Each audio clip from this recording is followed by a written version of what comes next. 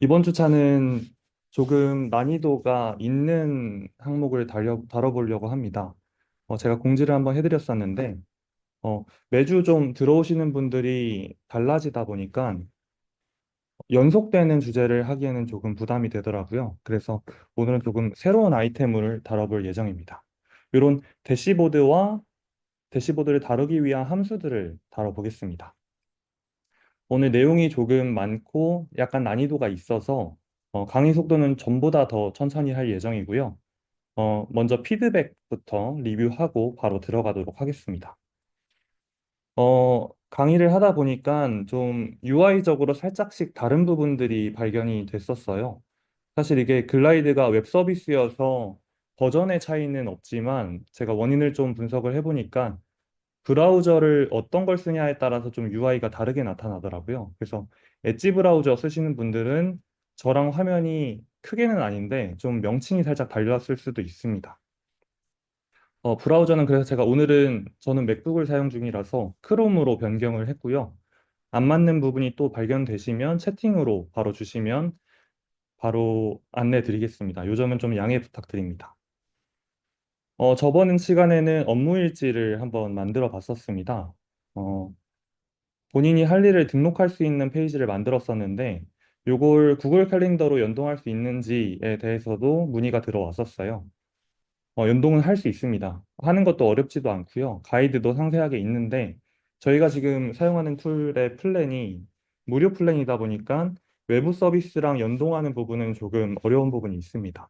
그래서 요 니즈가 있으면 요건 심화 과정에서 좀 추가로 다루도록 하겠습니다. 글라이드에서는 많은 외부 도구들을 지원을 하고요. 쉽게 연동할 수 있습니다. 요것도 이따 확인하는 법 말씀드릴게요. 채팅 컴포넌트에 대한 문의가 상당히 많았습니다. 요 챗 컴포넌트는 이번 주차 강의에는 포함되지 않지만 어떤 식으로 활용 가능한지 좀 준비해봤습니다. 어, 이런 대화 형식으로 부서만의 그런 채팅 카카오톡 같이 만들 수 있고요. 또 외부인들이 문의하는 창구도 제작이 가능합니다. 또한 요즘 챗GPT AI가 되게 활성화돼 있잖아요. 그런 GPT랑 연동해서 내가 질문했을 때 AI가 답변하게 할 수도 있는데, 이 위에 있는 기능까지는 내부적인 기능 무료 플랜에서 가능하지만 밑에 있는 거 역시 GPT랑 연동해야 해서 좀 이번 주차에는 이번 입문 교육에는 좀 불가능할 것 같습니다. 이것도 니즈를 파악해서 심화 과정에 좀 포함하도록 하겠습니다. 오늘 새로 오신 분들은 채팅 안내대로 요 글라이드 로그인 해주시면 되고요. 저희는 이번 주차에는 요 비용 지출 현황 대시보드라는 주제로 학습을 해보겠습니다. 저희가 업무를 하다 보면 자재나 아니면 소모품들을 구매하고 그것들을 엑셀로 정리를 하잖아요. 근데 그 엑셀들은 본인만 확인할 수 있지 팀별로는 확인하기가 조금 불편한 점이 있습니다. 그런 것들을 좀 해소하기 위해서 본인의 데이터를 팀원들과 대시보드로 공유할 수 있는 작업들을 오늘 해보고 그 과정에서 사용되는 이런 고급 함수들, 엑셀로 치면 VLOOKUP이나 아니면 기본적인 썸 같은 것들을 구현하는 방법을 알아보겠습니다. 네, 우선 이번 주차는 데이터 활용이 좀 필요해서요. 예시 데이터를 좀 다운받아 주셔야 합니다. 채팅창 들어가셔서 지금 올라오는 가이드 확인하시고 이 엑셀 파일 다운받아 주시면 됩니다. 클릭하시면 다운되거든요. 지금 새로 들어오신 분도 채팅창 참고하셔서 링크에 있는 데이터부터 다운받아 주시면 됩니다.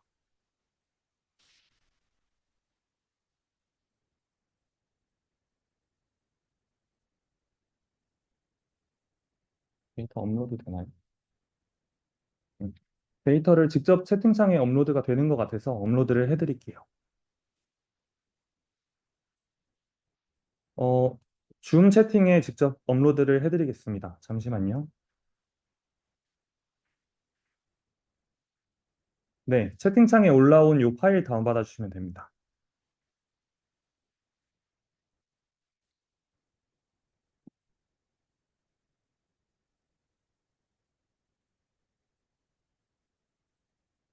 네, 다운로드가 되셨으면 이전에 작업하던 그 어플리케이션으로 들어가시면 되고요. 새로 오신 분들은 New 앱 누르셔서 신규 베이직 앱으로 생성을 해주시면 됩니다. 이 부분 가이드 필요하시면 채팅으로 바로 말씀해 주세요. 저는 전에 만들어 놓은 앱으로 들어가겠습니다.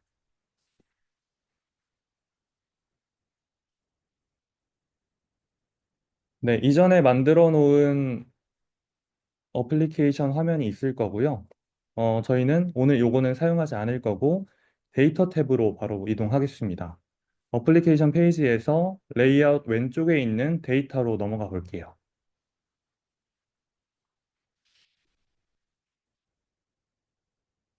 네, 넘어가셔서 이제 이전에는 여기 테이블에 있는 플러스 버튼을 눌러서 저희는 빈 테이블을 항상 생성을 해왔었는데요.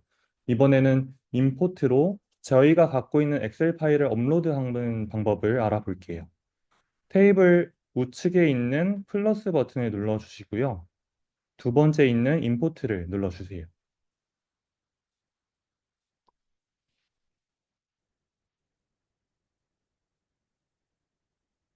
네, 여기까지 되셨으면 위쪽에 있는 엑셀이랑 CSV 파일을 업로드할 수 있는 메뉴가 있습니다.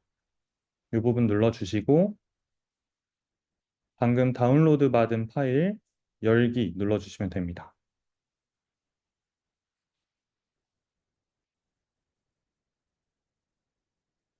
그리고 컨티뉴 버튼 눌러서 자료를 업로드 해보겠습니다. 네, 로딩이 되는데 조금 시간이 걸려서요. 기다리시면 화면과 같은 데이터가 올라오셨으면 성공입니다. 저는 이전에 작업해놓은 데이터는 지워볼게요.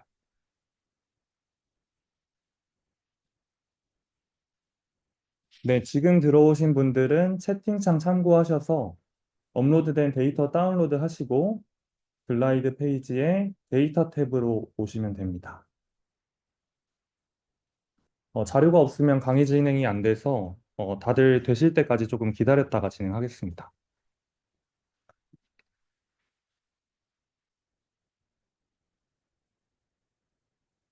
다운로드 받으셨으면 테이블에 있는 플러스 버튼 누르셔서 두 번째 있는 임포트 누르시고 위에 있는 항목으로 방금 다운로드 받은 항목 업로드 해주시면 됩니다. 좀 먼저 진행이 되신 분들은요, 이 글라이드가 엑셀 파일을 업로드하게 되면 약간의 버그가 있습니다. 이런 텍스트 항목들은 정상적이게 적용이 되는데, 이런 날짜나 수량 같은 경우는 저희가 전에 다뤄봤던 그 서식이 제대로 지정이 되지 않습니다.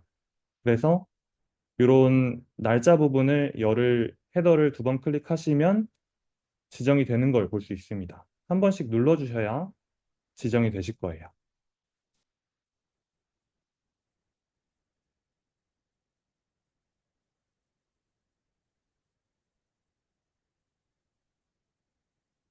그리고 이 소수점 보기 싫으신 분들은 디스플레이에 1로 바꿔주셔도 됩니다. 이건 보여지는 거가 다른 것 뿐이지 데이터가 바뀌는 건 아니어서요. 편의에 따라서 조정해 주시면 됩니다. 네, 10분까지만 좀 기다렸다가 강의 진행하도록 하겠습니다.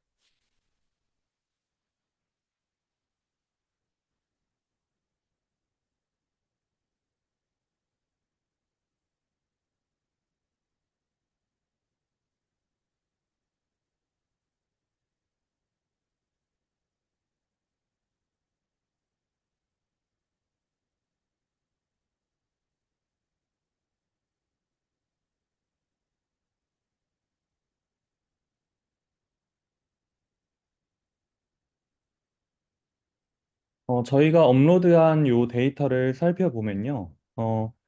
일반적인 구매 내역서 샘플을 제가 작성을 해봤습니다. 그래서 품명이 있고 부분은 자재비와 소모품비 두 가지 카테고리가 있고요. 단가와 수량, 구매일이 적혀져 있습니다. 어, 저희가 앞서 만들고자 했던 이 대시보드를 구현을 하기 위해서는 저희는 이 단가랑 수량만 가지고는 안 되잖아요. 이 단가랑 수량을 곱한 이 물품의 구매 비용이 필요합니다. 그 비용을 계산할 수 있는 열을 하나 추가해 보겠습니다. 혹시 여기까지 진행 안 되신 분 있으시면 채팅으로 한번 작성해 주세요. 우측에 있는 플러스 버튼을 눌러서 새로운 열을 하나 추가하겠습니다. 이 열 이름은 금액으로 설정하겠습니다.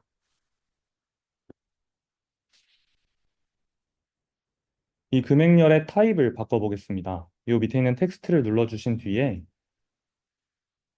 Computed라는 두 번째 메뉴에서 첫 번째에 있는 매스를 선택해 주겠습니다.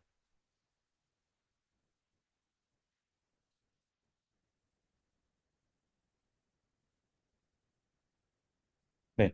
이 매스라는 기능은 어떤 두 변수의 곱셈이나 덧셈, 뺄셈 또는 이런 다양한 수식들을 걸 수 있는 기능입니다. 저희는 이번에 곱셈부터 사용할 거니까 우선 곱셈부터 알아보도록 하겠습니다. 두 개의 변수의 곱을 먼저 방정식처럼 써줘야 하는데요. 알파벳으로 A를 누르시고 곱하기 별표 누르시고 B를 누르시면 됩니다. 이렇게 화면에 입력을 해주시면 밑에 변수 두 개가 추가되셨을 거예요.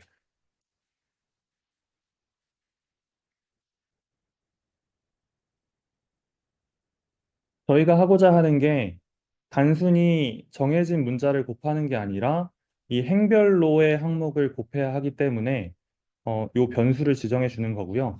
변수는 제가 편의를 위해서 A라고 했는데 이걸 프라이스로 바꾸셔도 동일하게 동작합니다. 저는 편의를 위해서 A라고 해보겠습니다. 그럼 요 밑에 리플레이스먼트에 이 변수에 어떤 값을 넣을 건지를 지정할 수 있습니다. 저희는 단가 곱하기 수량을 해야 하기 때문에 요 A라는 변수에는 단가를 넣어주겠습니다. A 우측에 있는 요 드롭박스를 선택하시면 단가를 선택할 수 있습니다. 다 하신 분들은 밑에 있는 B를 수량으로 설정을 해볼게요.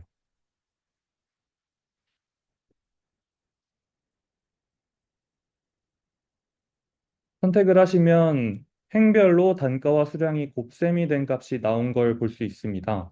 지금 소수점 둘째 자리까지 표현이 되고 있는데요. 그 값은 여기 디스플레이 탭에 있는 프리시전을 1단위까지 줄여주시면 소수점이 표시가 안 되게 됩니다.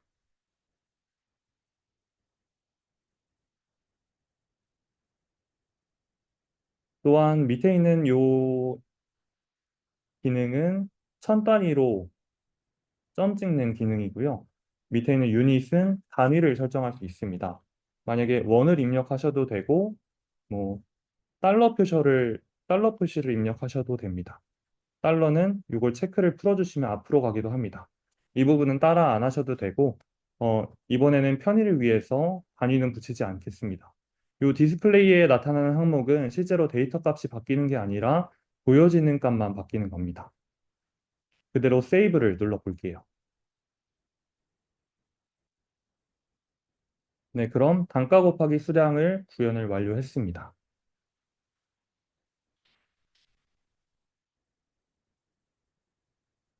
다음은 요 바로 밑에 있는 월 항목을 구현을 해볼게요. 저희가 구현하고자 하는 대시보드가 월별 지출액을 계산하게 되어 있습니다. 근데 지금 보시면 요 구매일은 월별로 되어 있지 않죠. 지금 날짜로 다 적혀 있습니다. 요 구매일에서 월값을 추출하는 방법을 배워보겠습니다. 우측에 있는 플러스를 한 번 더 눌러주세요. 이번에는 네임에 구매월이라고 적어보겠습니다. 똑같이 매스 함수를 쓸 건데요. 타입을 누르시고 컴퓨티드의 매스를 선택하겠습니다.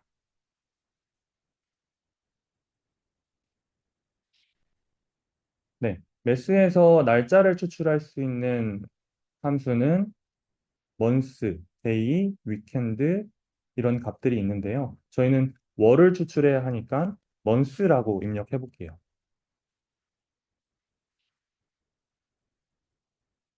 네, months를 입력해 주시고 이번에는 가로를 열고 그 안에 변수를 써보겠습니다.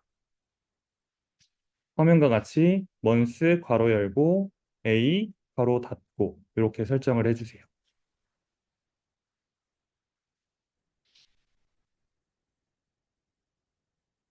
설정을 해주셨으면 요 months를 추출할 변수를 설정을 해줘야 되잖아요. 이 값은 a를 9의 1로 설정을 해주시면 아까 보셨던 그 9의 1에서 월에 해당하는 숫자만 추출이 되는 걸 볼 수 있습니다. 마찬가지로 디스플레이는 1의 자리까지만 나타내고 뒤에 월은 따로 붙이지 않겠습니다.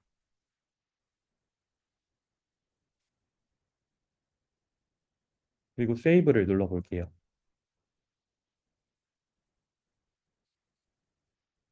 여기까지 진행이 안 되면 다음 과정이 진행이 안 돼서요.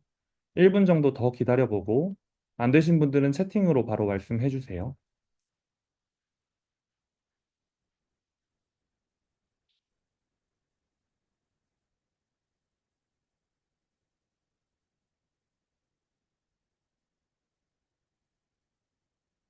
다 하신 분들은 다음 쿼리얼 미리 예습하셔도 좋을 것 같습니다.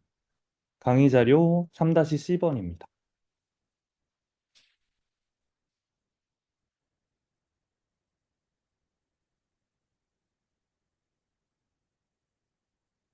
네, 다 하셨다고 가정하고 다음으로 넘어가겠습니다. 저희가 엑셀에서 항상 한 시트에서만 작업하는 게 아니라 다른 시트의 값을 땡겨 오잖아요. 그런 땡겨 올 때 값들을 저희는 보통 룩업 함수를 많이 씁니다. vlookup, 뭐 hlookup 그런 것도 있고 쿼리라는 함수도 엑셀에서 사용할 수 있습니다. 그런 것들을 활용해서 새로운 테이블을 생성해서 저희 대시보드에 적합한 테이블로 가공을 해보겠습니다. 이번에는 테이블 탭에서 플러스 버튼을 누르셔서 새로운 블랭크 테이블을 만들어 보겠습니다.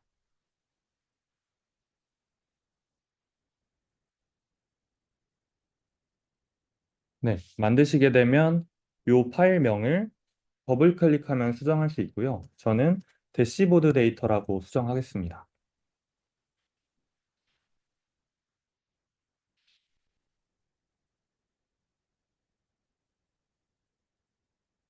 네, 이 대시보드를 저희는 월별로 얼마만큼 썼는지 구현하기 위해서는 이 대시보드 데이터가 월별로 나눠져 있어야겠죠.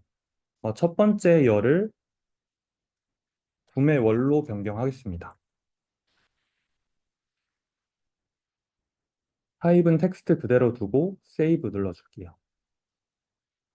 더블 클릭하시면 수정할 수 있고요. 대신에 이 구매 월은 아쉽게도 좀 직접 입력을 해주셔야 됩니다.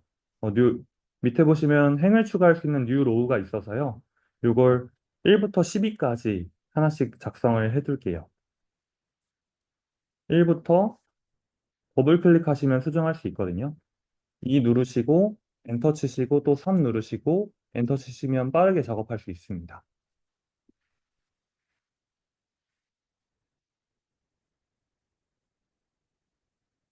12까지 행을 추가해서 작성해 보겠습니다.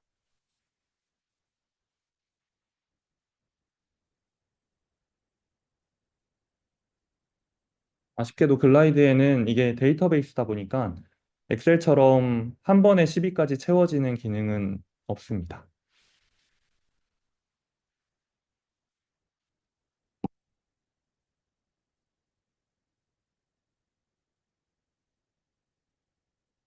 조금만 기다렸다가 시작할게요.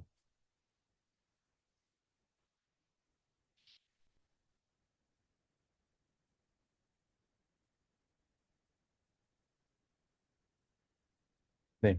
12까지 혹시 안 채워주신 분 있으실까요? 네, 이제 다음으로 진행하겠습니다. 구매월 우측에 있는 플러스 버튼을 눌러서 이제 저희가 업로드했던 로우 시트에 있는 데이터를 가져오는 열을 만들어 보겠습니다. 우측에 있는 플러스 버튼을 누른 뒤에 저희는 이 데이터를 구분에 따라서 나눠서 가져와 보겠습니다. 자재비에 해당하는 항목 따로, 소모품비에 해당하는 항목 따로 가져와 보기 위해서 첫 번째 열은 자재비 항목이라고 입력하겠습니다. 밑에 있는 타입을 이번엔 설정해 볼게요. 이번에는 쿼리라는 값으로 설정해 보겠습니다.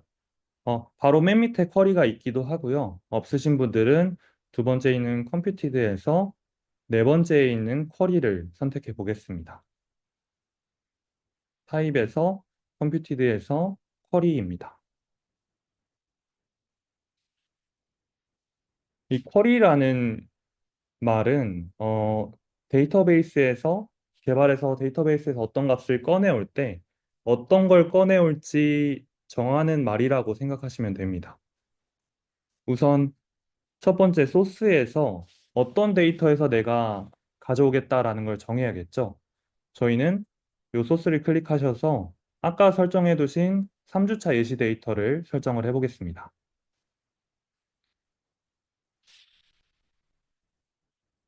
네. 눌러주시게 되면 지금 3주차 예시 데이터에 있는 모든 항목이 각 행에 배치가 되었습니다. 저희는 지금 이 월에 해당하는 값만 배치하고 싶고 또 자재비만 좀 배치를 하고 싶잖아요. 이 쿼리에는 필터 기능이 있습니다. 필터를 통해서 자재와 해당하는 월만 나오게끔 해보겠습니다. 이 필터 바이 밑에 있는 add new를 눌러주세요.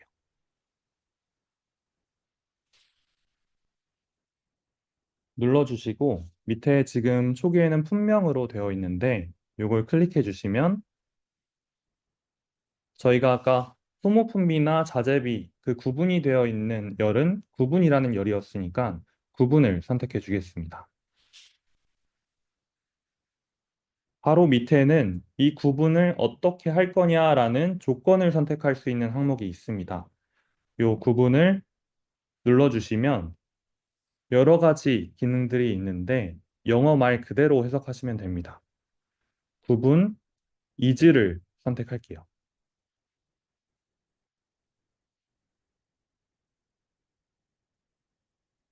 구분은 자재비다라고 세팅을 해야 하니까 자재비라고 입력을 해보겠습니다.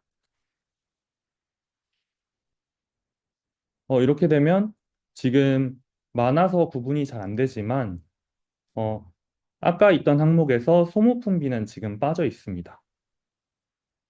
근데 지금 월별로 필터링은 안 된 것 같아 보입니다. 여기서 필터를 하나 더 이중 필터를 걸어야 할 것 같습니다. 이 필터 밑에 있는 add new를 하나 더 추가하겠습니다. 네, 추가를 해주시고 추가하시면 and와 or가 있는데 요건 바로 직후에 설명드리겠습니다. 우선 and로 이 상태로 놔두고 바로 밑에 있는 품명을 클릭해 봅니다. 품명을 클릭하신 뒤에 저희가 아까 월별로 월만 추출했던 열이 이 구매월이라는 값이었습니다. 구매월을 클릭해 줍니다. 요 밑에 있는 조건을 눌러보시면 이 조건들은 어, 이 서식이 어떤 거냐에 따라서 조건이 살짝씩 달라지지만 제일 상단에 있는 equals라는 값이 is랑 거의 동일한 의미로 해석이 되잖아요. equal을 눌러줍니다. 그럼 지금 구매월은 어떤 거다라는 조건이 걸렸습니다. 근데 생각을 해보시면 자재비처럼 텍스트를 직접 1이라고 쳐보시면 지금 1월에 있는 값들만 입력되게 됩니다. 근데 저희가 원하는 건 1월인 행은 1이 들어가고 2월인 행은 2가 들어가는 거잖아요. 지금 1을 지워주고 그런 경우에는 이 우측에 있는 점점점 있는 점을 클릭해 봅니다. 클릭해 보시면 상단에 유저 프로필 밑에 thisrow라는 게 있습니다. 이 값은 고정된 값이 아니라 이 행에 있는 값을 가져오게 되는 서식입니다. 이 디스로우에서 구매월을 클릭해 주세요. 네. 클릭해 보시면 지금 1월에 해당하는 자재만 가져오시게 된 거고 3월에 해당하는 자재만 가져오게 된 거죠. 이 and랑 5월의 차이는 말 그대로 and는 그리고 5월은 또는이잖아요. 구분이 자재비이고 구매월이 1월인 값만 가져와. 둘 다 조건을 만족해야 가져오는 값이고 5월은 구분이 자재비여도 되고 구매월이 1월이어도 돼. 둘 중에 아무거나 다 가져와 라는 뜻입니다. 근데 저희는 이중 필터링을 해야 되니까 and로 좀 설정을 하겠습니다. 바로 밑에 있는 항목은 정렬입니다. 이 가져온 그룹핑을 정렬하는 값인데 지금 주제에서는 크게 의미 없는 기능이고 밑에 있는 매치 멀티플은 해제하시게 되면 하나만 가져오게 됩니다. 이거는 꼭 체크를 하시길 바라고 이제 데이터가 많을 때는 한도를 또 걸어둘 수 있습니다. 일반적으로는 데이터가 적기 때문에 걸지 않기 때문에 이거는 생략하겠습니다. 밑에 있는 세이브를 눌러봅니다.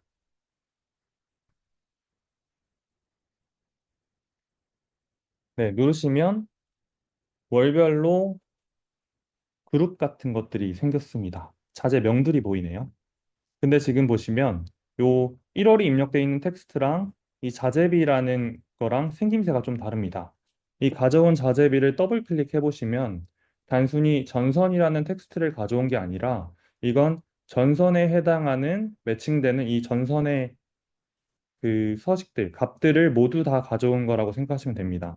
단순히 텍스트가 아니라 그룹을 가져온 거예요.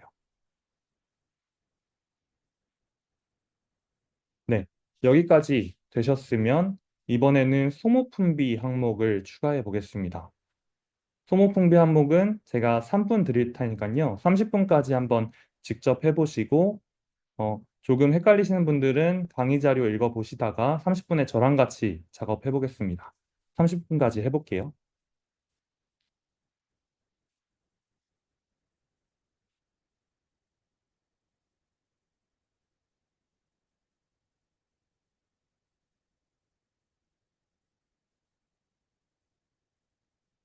중간에 헷갈리시는 거나 문의사항 있으시면 언제든지 채팅으로 문의 주시면 감사드리겠습니다.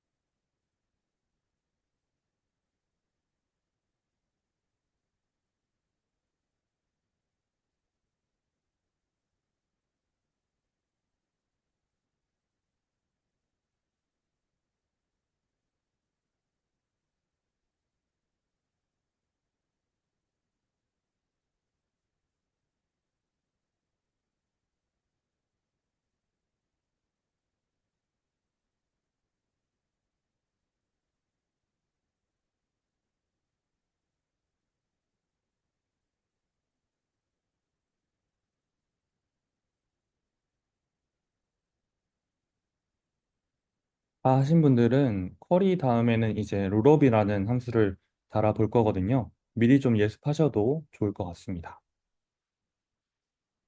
비대면이어서 속도를 좀 느리게 할 수 있는 점, 할 수밖에 없는 점 좀 양해 부탁드립니다.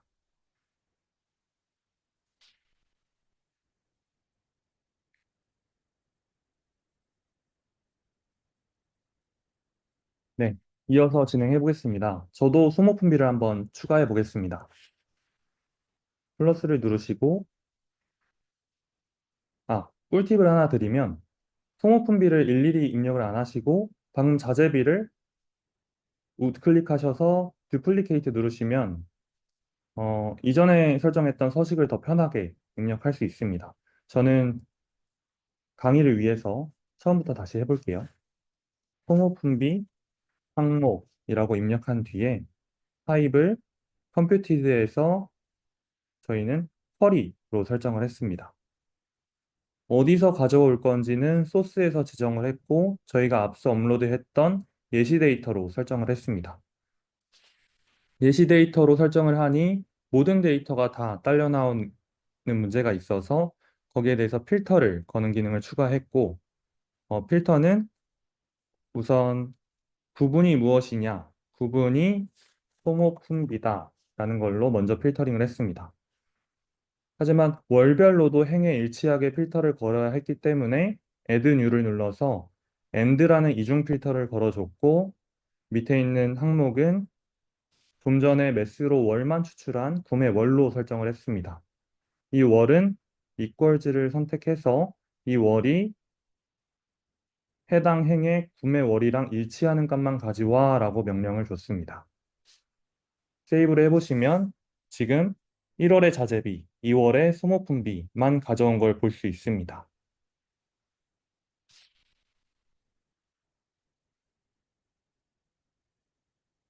네, 지금까지 저희는 벌써 다른 시트에 있는 데이터를 가져와서 가져오는 법을 배웠습니다. 이번에는 이 자재비의 총 금액을 계산하는 방법을 배워보겠습니다. 우측에 있는 플러스를 한 번 더 눌러주세요.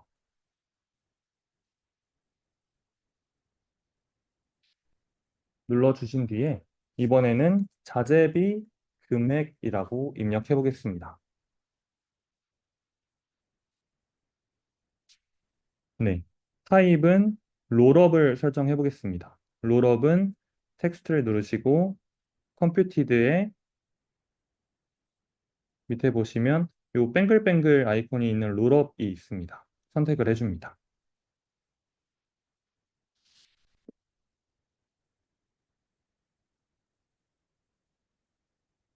이 롤업이라는 함수는 실제로 데이터베이스를 다룰 때 사용하는 함수인데요. 어떤 그룹에 대해서 뭐 덧셈이나 카운트 같은 연산을 하는 작업을 할 때 쓰이는 함수입니다. 우선 이 롤업도 어떤 그룹을 다룰 거냐를 먼저 소스를 선택해야겠죠. 롤업은 요 밑에 보시면 value를 선택할 수 있습니다. 이 값을 선택해 보시면 각 시트의 항목들이 뜨고 저희가 미리 쿼리로 찾아온 것도 그룹으로 인식이 돼서 이 항목도 선택을 할 수 있습니다. 자재비 금액이기 때문에 이 자재비 항목에 아까 가져온 전선 그룹, 연결제 그룹에서 저희가 계산한 금액만 가져오겠다라고 선택을 해줍니다. 저희는 쿼리로 아까 있던 로우 데이터에서 전선 그룹, 연결제 그룹을 다 가져왔고 그 그룹에서 금액인 값만 다 더하겠다라고 설정을 해준 겁니다. 밑에 보시면 어떤 작업을 할 건지를 선택할 수 있는데 기본적으로는 제일 위에 있는 카운트가 설정되어 있습니다. 간단하게 말씀드리면 카운트는 품목을 세는 카운트 유니크는 일치하는 중복된 값은 빼고 세는 거, 썸은 더하는 거, 에버리지는 평균, 최소, 최대, 레인지는 최대값에서 최소값을 뺀 값으로 계산이 되게 됩니다. 저희는 금액을 다 더해야 되기 때문에 썸이 되겠죠. 썸을 선택해 봅니다. 세 번째인 썸을 선택해 주세요.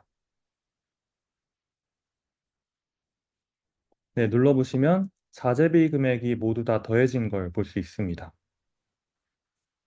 이 밑에 있는 디스플레이를 1의 자리까지만 표시할게요. 유닛은 별도로 표시하지 않습니다. 그리고 세이브 버튼을 눌러보겠습니다. 그럼 지금 전선이랑 연결제의 값을 더한 값이 6만 원인지 확인을 해볼게요. 지금 전선은 금액이 5만 원이었고 연결제는 만 원이었습니다. 6만 원 맞네요. 밑에 있는 펌프는 3만 원, 전기 패널은 12만 5천 원이니까 15만 5천 원 올바르게 더해졌습니다.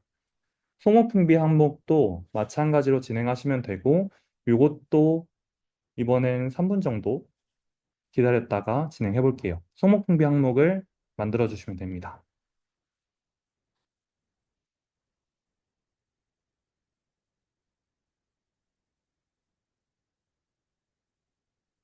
지금은 DB여서 조금 지루하실 수 있는데 요걸 이제 대시보드로 나타내는 과정은 즐거우니까요. 거의 다 왔으니까 좀만 버텨주시면 좋을 것 같습니다.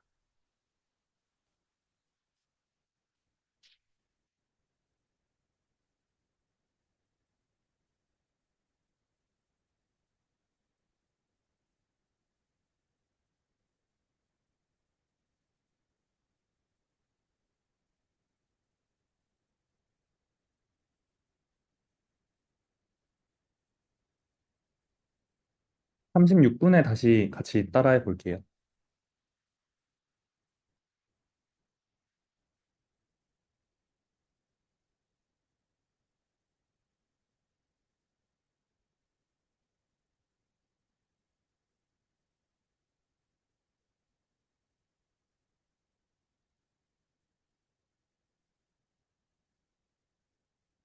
네, 제가 직접 다시 해보겠습니다.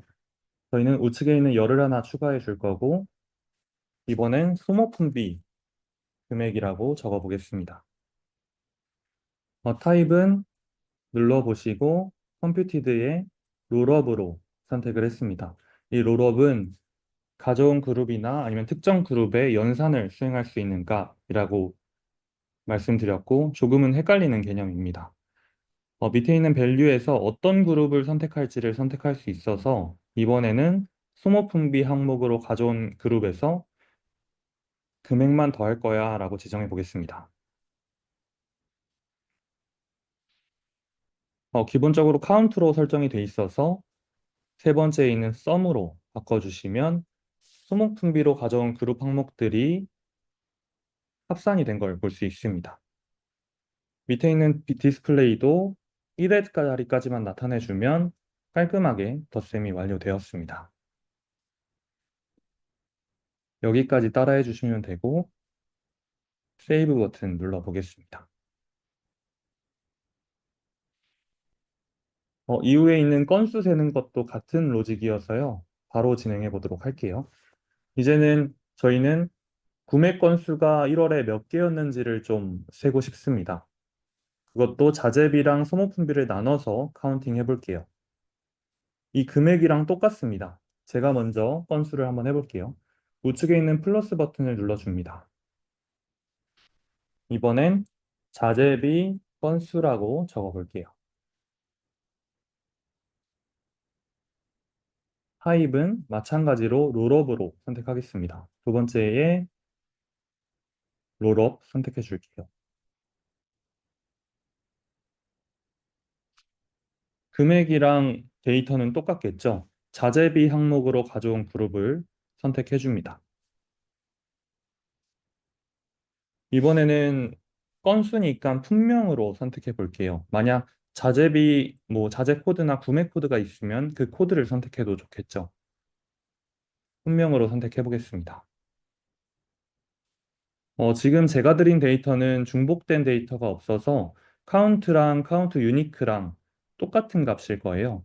근데 만약에 출입으로 따지면 한 사람이 여러 번 들어왔다 나갔다를 하잖아요. 그날 들어온 고유 인원을 구하거나 또는 자재 창고에 자재 코드를 설정했을 경우 보유한 자재 개수를 선택할 때는 이 카운트 유니크를 사용하시면 좋습니다. 그게 아니라 지금은 구매 건수기 때문에 저는 카운트를 사용하겠습니다. 마찬가지로 밑에 있는 디스플레이는 1회짜리까지로 설정하겠습니다. 설정하시고 세이브 버튼 눌러보겠습니다. 네, 역시나 자재비 건수가 완료되었으면 구매 건수도, 요 소모품비 건수도 진행을 해야겠죠. 요것도 1분 동안 해볼게요. 요거 하면 이제 데이터베이스는 끝입니다.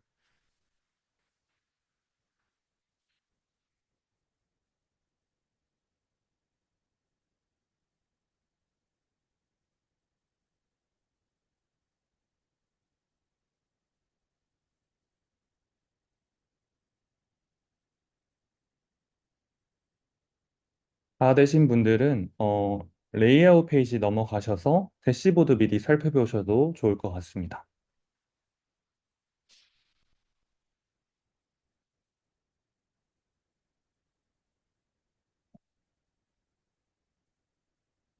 네, 이어서 바로 소모품비 건수 추가해 보겠습니다. 우측에 있는 플러스 버튼 누르셔서 소모품비 건수로 추가하겠습니다. 타입은 마찬가지로 롤업으로 눌러주시고 저희는 아까와 마찬가지로 소모품비 항목에서 분명을 셀 거야. 근데 고유값이 아니라 일반 값만 셀 거야. 디스플레이는 1회 자리까지만 나타낼 거야. 라고 하고 세이브를 하겠습니다. 이미 저희가 자재비를 가져올 때 필터링을 해놨기 때문에 여기서만 다루기 때문에 뒤에 있는 롤업에서는 필터링이 별로 아예 필요 없습니다. 여기까지 대시보드 구현이 안 되신 분 있으시면 채팅 한 번만 부탁드립니다.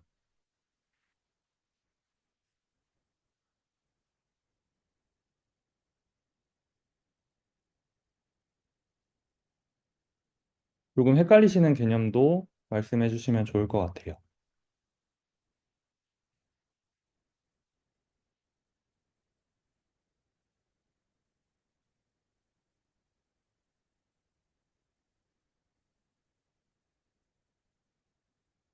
네, 저희는 화면과 같은 대시보드를 이제 구현을 해볼 건데요. 요소를 보면 비용 지출 현황이라는 제목이 있고 월별 지출액이 지금 자재비랑 소모품비가 나눠져서 그래프가 구현이 되어 있습니다. 저희가 데이터로 구현했던 월별 건수도 나타내지고 있네요. 밑에는 상세한 구매 내역을 검색할 수 있는 테이블도 있습니다. 이제 레이아웃으로 돌아가서 지금 가공한 데이터를 활용해 보겠습니다. 레이아웃을 눌러주세요. 이 메인 화면으로 돌아와 주시면 됩니다.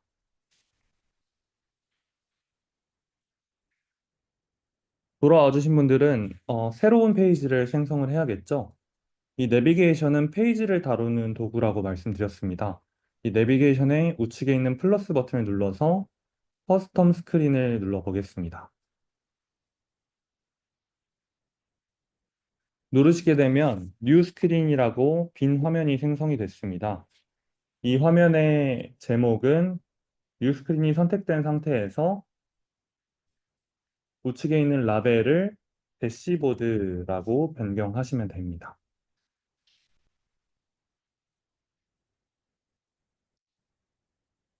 이 대시보드는 클릭해서 위로 올려주시면 접속했을 때 뜨는 첫 화면으로 바뀌게 됩니다.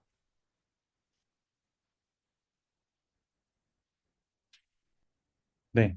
지금 이 미리 보기 화면의 우측 상단에 보시면 어, 휴대폰 화면을 볼 건지 PC 화면을 볼 건지 선택하는 곳이 있습니다.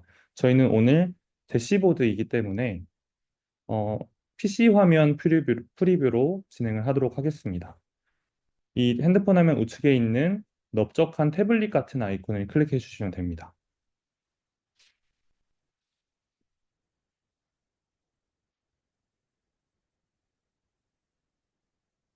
네. 이제 한번 위에 있는 비용 지출 현황 텍스트부터 추가해 보겠습니다. 컴포넌츠의 우측에 플러스 버튼을 누르면 도구들을 선택할 수 있다고 말씀드렸습니다. 거기서 단순 텍스트죠. 텍스트를 한번 추가해 보겠습니다. 끌어서 배치하시면 추가가 되고요. 본인이 원하시는 제목을 지어 보시면 됩니다. 저는 예제랑 똑같이 비용 지출 현황이라고 써보겠습니다. 이 텍스트가 선택된 채로 우측에 보시면 글자를 수정할 수 있는 비용 지출 현황이라고 적게 되면 화면이 바뀌게 되었습니다. 글자가 조금 작은 것 같아서 저는 디자인에서 헤드라인 미디움으로 바꿔볼게요. 이건 저랑 꼭 똑같이 따라 안 하셔도 됩니다.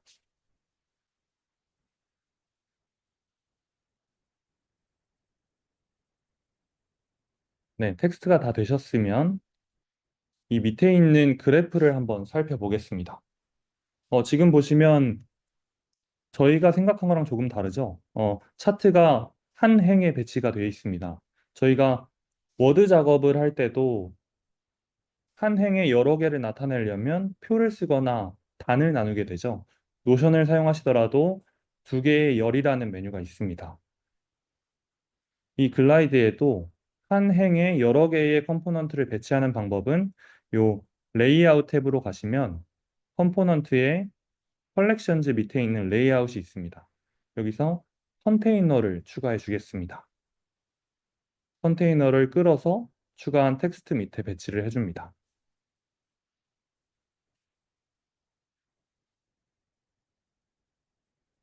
이 컨테이너는 전에 요소들을 그룹핑하는 도구라고 말씀드렸는데, 어, 이 레이아웃을 한 행에 몇 개를 배치할 건지를 조정하는 기능도 합니다.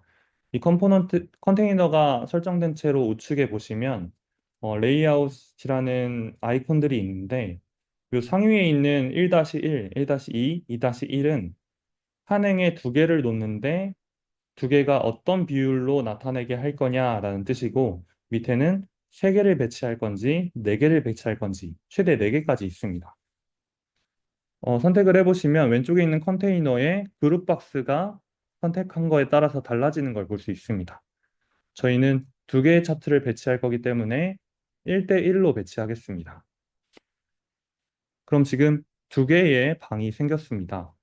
이 방에다가 컴포넌트를 직접 끌어다 놓으셔도 되고 조금 더 편한 방법은 요 첫 번째 요 상자를 클릭을 해주시면 클릭이 된 채로 자동으로 컴포넌트가 창이 뜨게 되는데 거기서 텍스트 바로 밑에 있는 콘텐트에서 라인 차트를 선택해 보겠습니다. 이 보라색 아이콘 중에 라인 차트를 선택해 볼게요. 클릭을 하셨을 때 저처럼 이렇게 UI가 이상해지는 경우가 있는데 이건 브라우저 오류인 것 같더라고요. 그래서 휴대폰으로 나갔다가 다시 돌아와 주시면 정상화됩니다. 방금처럼 추가하셔도 되고 라인 차트를 선택하셔서 끌어서 이 상자에 넣어 주셔도 됩니다. 저는 오류가 계속 나서 네, 수정이 됐습니다.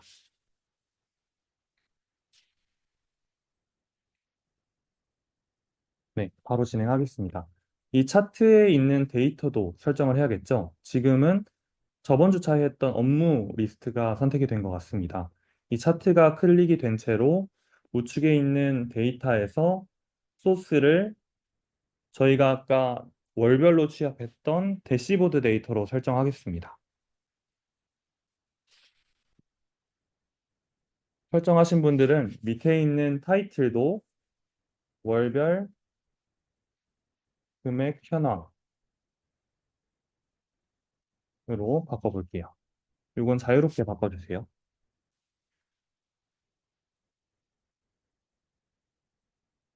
네.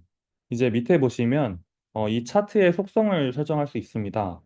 기본적으로 지금 어, X축, 요 행은 구매월로 자동으로 설정이 되어 있습니다.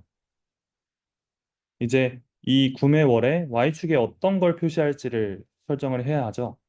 요 아이템이 지금 구매월로 되어 있는데 요걸 저희가 아까 취합했던 자재비 금액으로 설정해 주겠습니다.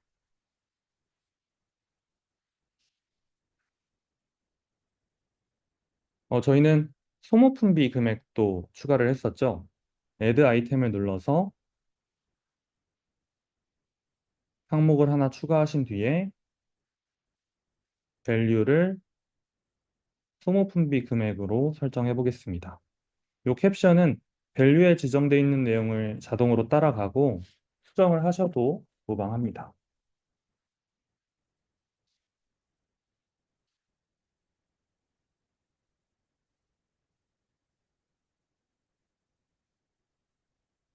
네, 지금 차트를 추가한 뒤에 데이터를 설정했고 X축을 설정했고 이 아이템들은 이 어떤 걸 표현할 건지를 설정을 했습니다. 이 밑에 있는 항목은 디자인 값입니다. 어, 라벨을 표시할 건지, Y축 값을 표시할 건지, 이 그리드 라인, 점선을 표시할 건지, 이 자재비 금액이라는 요 레전드를 표시할 건지를 설정할 수 있습니다. 저는 최대로 다 켜놓고 다음 항목을 진행해 보겠습니다. 이 바 차트는 플러스를 한 번 더 누르신 뒤에 컴포넌트에 바 차트가 있습니다. 요거는 추가하는 것부터 해서 3분 동안 각자 진행하고 제가 이어서 진행하겠습니다. 바 차트로 월별 건수를 한번 만들어 보겠습니다. 53분까지 만들어 볼게요.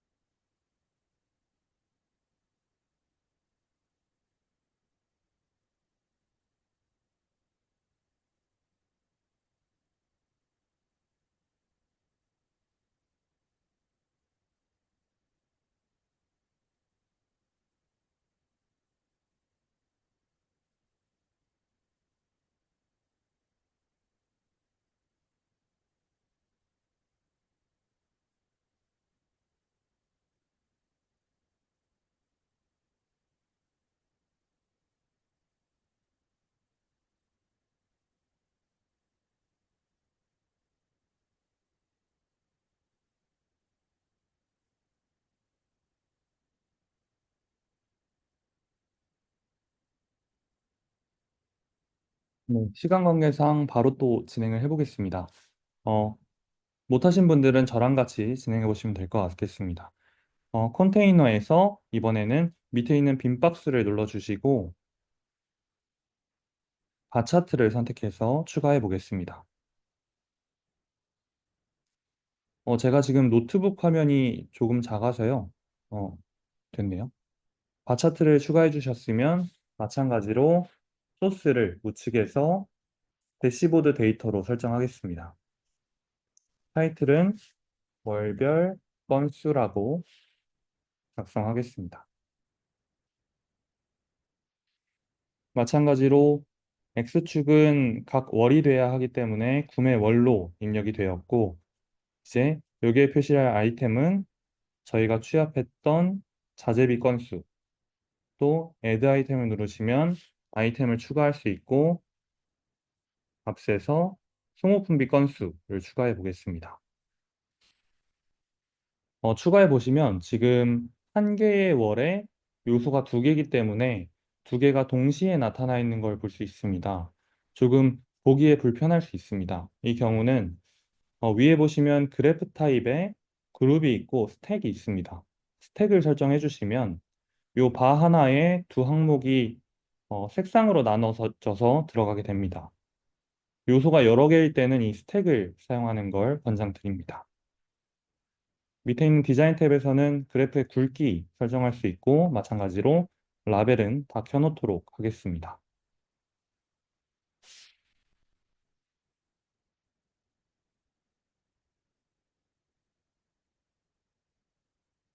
네, 지금 저희가 구성했던 대시보드 데이터에 있는 연산을 했던 금액과 건수를 그래프로 나타내는 것까지 해봤습니다.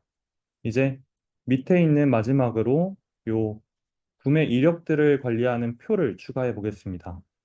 지난 주차에 진행했던 업무 목록과 동일하거든요. 컴포넌트에서 플러스를 눌러서 콜렉션이라는 표 형식에서 이번에는 데이터 그리드라는 표 형식을 추가해 보겠습니다. 데이터 그리드를 클릭해서 맨 아래에 배치해 주세요.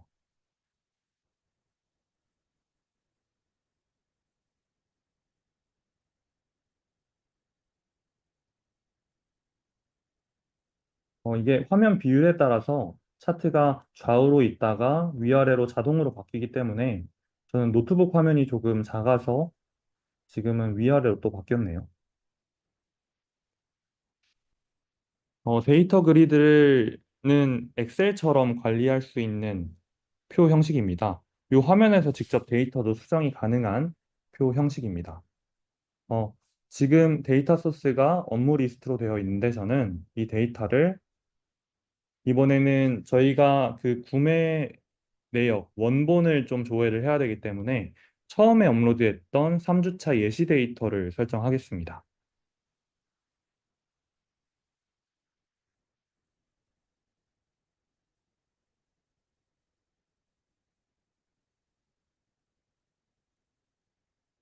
네, 3주차 예시 데이터를 선택을 하시면 어, 기본적으로 그 데이터베이스에 있는 열들이 모두 추가가 되게 되는데 이 데이터 그리드는 살짝 버그가 있어서 저는 모두 지우고 새로 추가하시는 걸 추천드립니다.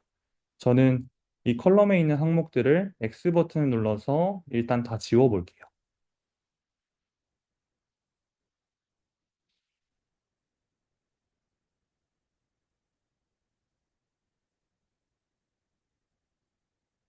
네.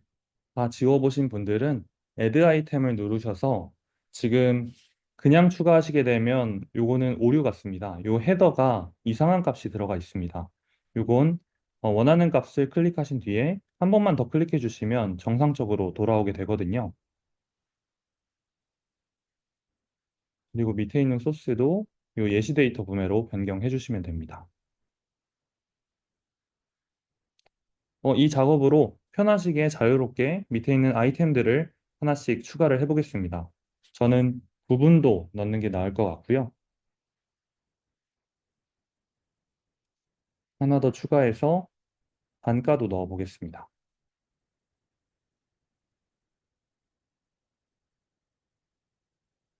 수량도 있으면 좋을 것 같고요.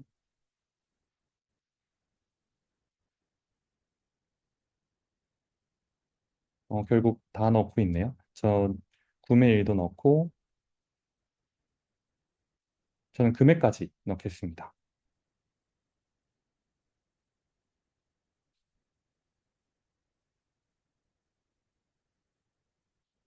네, 이 테이블은 자동으로 검색이 되기 때문에 이렇게 구성을 해주시면 어, 각 열의 어느 요소로 검색하시더라도 검색이 가능합니다.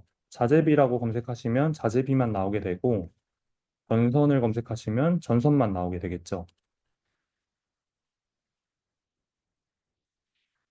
여기서 Add 버튼을 누르시게 되면 이 항목들을 추가할 수 있습니다.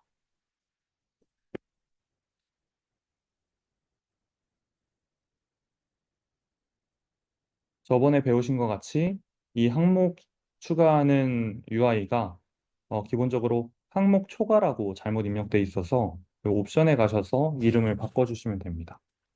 구매 자재를 추가해 주세요 라고 바꿔보겠습니다.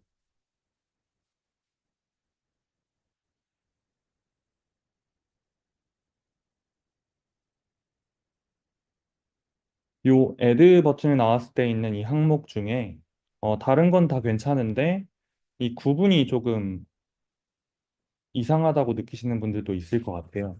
왜냐하면 전선을 추가할 거야, 자재비를 추가할 거야 이렇게 입력이 됐는데 이 구분은 자재비 아니면 소모품비인데 사용자가 오타를 내서 자재바라고 입력하면 뭔가 그런 유효성이 깨지게 되잖아요. 그래서 이 구분은 보통 셀렉할 수 있는 그런 박스로 표시를 하게 됩니다. 이거는 지금 좀 빠르게 설명을 드리겠습니다. 따라해 보실 분들만 따라해 보시면 좋을 것 같습니다. 컴포넌트에서 에디트 컴포넌트에 보시면 초이스가 있습니다. 이 초이스를 추가해 봅니다.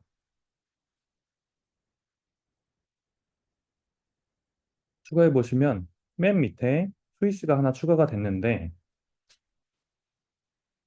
위에 있는 데이터는 어떤 항목에 쓸 거냐이니까 이건 구분으로 설정해 주시면 됩니다.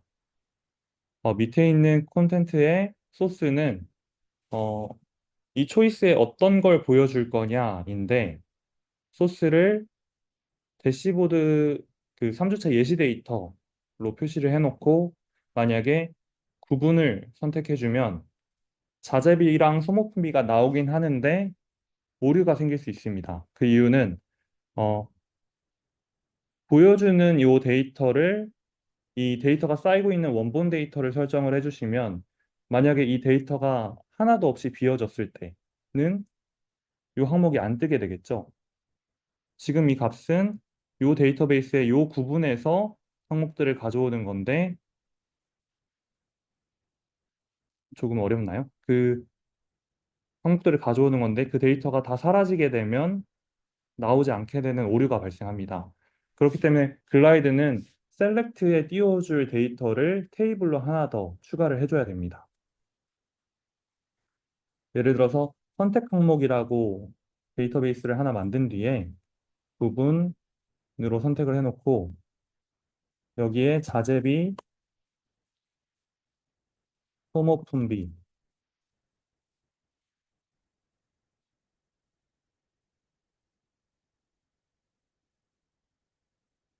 이렇게 선택을 해주셔야 그리고 그 값을 요 소스로 선택을 해주셔야 항상 저 값은 저기 들어있으니까 바뀌지 않는 값이 되겠죠. 어, 요거는 4주차 때 한 번 더 다룰 개념이어서 오늘은 제가 빠르게 하고 넘어가겠습니다. 그러면 지금 새로 추가할 수 있는 화면도 만들었네요. 마지막으로 하나만 하고 강의 마치도록 하겠습니다. 요 테이블에 자재비랑 소모품비 필터가 있는데 2주차 때 배웠던 필터는 이 데이터 그리드를 선택했을 때 옵션을 눌러 보시면 이 필터 데이터에서 거는 필터만 저희가 다뤄봤습니다. 하지만 이 필터 데이터의 자재비를 필터링을 하게 되면 항상 필터가 걸려서 소모품비는 안 보이게 되겠죠. 그럴 때 사용하는 게 유저가 직접 필터를 걸 수 있는 최하단에 있는 인앱 필터입니다. 이 인앱 필터에 Add 필터를 한번 눌러볼게요. 지금 데이터 그리드를 선택하시고 옵션에 최하단에 있는 인앱 필터입니다.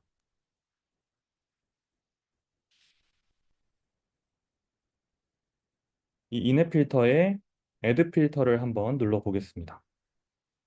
누르시면 어떤 걸 필터 요소로 할 거냐라고 뜨게 되는데 이걸 부분으로 설정해 보겠습니다. 설정을 해주시게 되면 이 화면에 필터라는 칸이 나오게 되었습니다.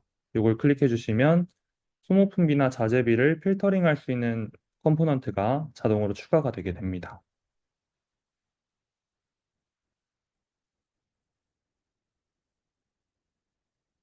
네, 지금까지 보신 항목들이 이제 오늘 주차에 구현할 것들은 완료가 되었고요. 요걸 이제 배포가 자동으로 되셨을 것 같아요. 만약에 오늘 처음 오신 분들이나 새로운 환경을 키신 분들은 우측에 있는 쉐어 누르셔서 저는 잠깐 풀어볼게요. 쉐어 누르셔서 퍼블리시 누르시면 배포 주소를 설정할 수 있습니다.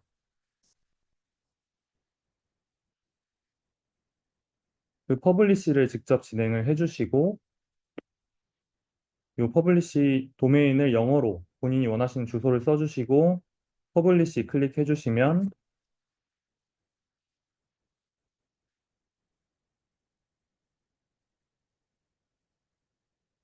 네, 이제 인터넷상에 올라가게 되겠죠. 이 주소 클릭해 보시면 방금 구현했던 대시보드를 웹화면이나 휴대폰으로도 볼 수 있습니다.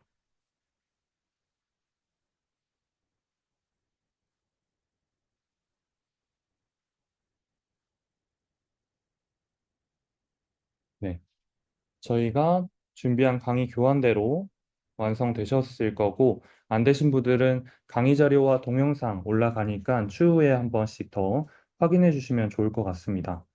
오늘 했던 거 간단하게 정리해 보면 저희는 예시 데이터를 올리긴 했는데 이 구매 내역이라는 자료를 가지고 단가와 수량을 곱하는 매스 함수도 배웠고 이 구매일에서 월을 추출하는 월 데이터를 추출하는 매스 함수도 배웠습니다.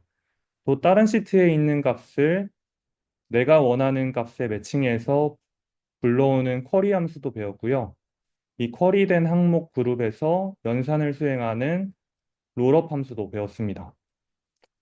이 가공된 데이터를 가지고 항상 최신화되는 대시보드도 한번 만들어 봤습니다.